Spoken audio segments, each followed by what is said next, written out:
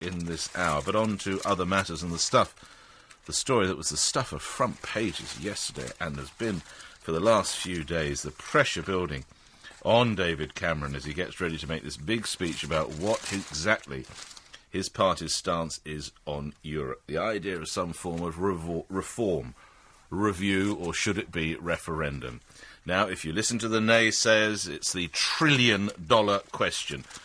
They point to the fact that President Barack Obama says that it would be ridiculous for Britain to distance itself from Europe. But if you look at those who say we should have a referendum, many say that we haven't had a say in this for decades. The relationship with Europe is not as we thought it was going in, and it's time to allow at least people to have their say. Well, instead of going to the usual politicians and the usual pressure groups, we thought we'd look at it as a slightly different way, and actually talk to people for whom this perhaps in many ways means even more, because they're some of our younger listeners or younger people, what it means for them, and should they want them, of course, future generations. So it's the Europe vote through the eyes of younger people. Each of them, I think, just hitting 20, both of them. So we're going to have one in favour, one against, and then, of course, we'll take your views. First up, Robin Hunter-Clarke is UKIP's youngest councillor. He sits on Skegness Town Council, joins me now. Congratulations, by the way, and are you enjoying life as a councillor? I really am, yes, it's great. And ultimately, do I call you Mr. Clarke or Mr. Hunt? Oh, no, I call you councillor. What am I talking about? Ultimately, councillor, do you see yourself entering national politics? Perhaps in the future. I mean, I'm currently studying law, but yeah, perhaps in the future. I don't want to be a career politician. Right. But yes, perhaps in the future. I'm not going to rule it out.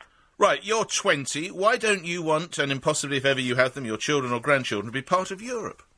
Well, look, the EU costs us £55 million a day, as everybody knows.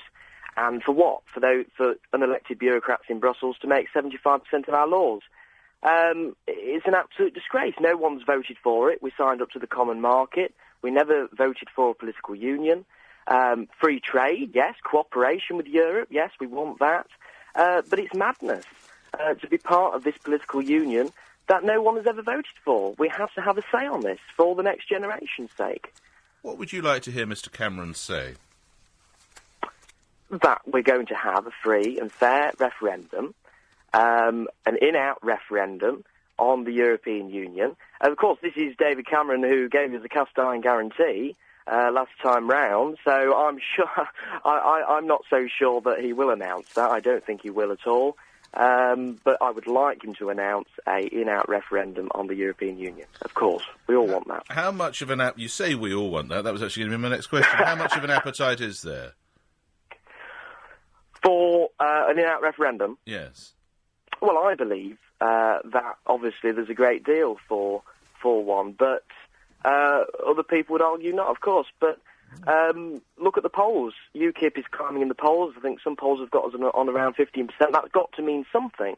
That's got to mean people are standing up and seeing the EU as a real issue to be debated. Stay where you are, if you would, Councillor. I'll come back to you in just a second. Listening to that is Callum Munro, who's a representative for Young Labour. Why do you think it's so important? Mr. Munro, well, good morning. Thanks for coming on the show. Why is it so important for Britain to stay within Europe? Well, look, I think it comes down to one simple thing.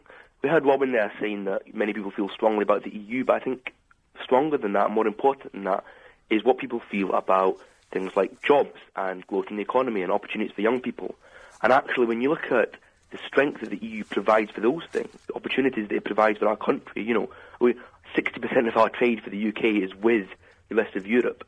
It would be absolute madness to throw away the opportunity. And actually, I think it'd be very damaging for a whole generation of young people who are crying out for jobs. Do you think that the trade would simply end then?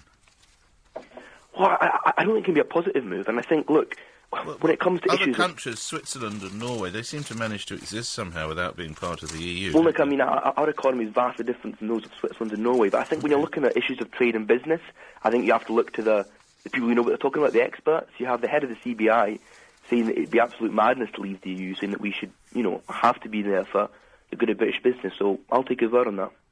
Let's put that to Councillor Hunter-Clarke, the head of the Free CBI. trade. Yeah, President Obama, indeed. Shouldn't we be listening to them, as Callum Munro says? Absolutely not. Look. Why? We can still have a free trade agreement, as Norway and Switzerland do, with the rest of the EU, and that also means that we can trade globally once again, Let's trade with our Commonwealth. Well, what's stopping us trading globally now? The European Union. In what way? We still trade all over the world, don't we? America. Mr. Monroe? But not as Callum Monroe. Callum Monroe, go ahead with what you were saying. Look, I think the idea that somehow our links with Europe is putting us off trading with the rest of the world it just doesn't make sense. We've already seen, like you said, President Obama come and say that, Britain's relationship with the EU is absolutely vital. You see worldwide companies, you see car makers in, Japan coming to base themselves in the UK. Why is that? That's because of our links with the EU. It's because we're part of that huge global single market of 500 million people. But to be honest, I think it goes beyond trade. I think, yes, trade is massively important, and yes, the opportunities for jobs that come out of the EU is important. But it's about a wider issue about Britain's place in the world. That actually, Britain has been leading in the world for hundreds of years, and we've got a new opportunity in the new century to lead in Europe on issues that is not just economic growth, but issues like you said at the start, for young people in the future, issues like climate change, issues like Europe's relationship, with the Middle East, is on a whole number of issues that we have a real opportunity to show leadership on. Or if we went down Robin's UKIP route, we'd be isolation and cutting ourselves off, which I just don't think is the way the world's going. Robin Hunter-Clarke? Look, we want to cooperate with Europe, of course we do. We would be daft not to, but we don't want to be ruled by Europe. We want to govern ourselves, and that question needs to be put to the people of this country, that no one has voted for this political union. And you're confident, therefore, if it was put to the people, that the UKIP stance would win? Absolutely. All right. Lastly, Callum Monroe, as and when you possibly go on to have children, if you so desire, what do you think they would miss out? If what we're hearing is correct, if Britain was to come away from Europe, what would your children miss out on? Well, I think my children and your children and Robin's children and anyone else's children who are, going to be the next generation, what they'd be missing out on is a British economy that is simply far stronger today than it could ever be without being part of the EU. And I think the consequences of that, they go beyond any imagination.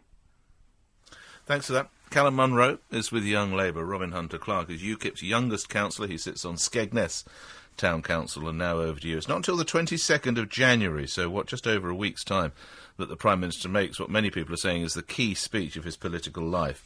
How far should he go on the idea of a reform, a review, or even a referendum? We'll take your views on that right after this.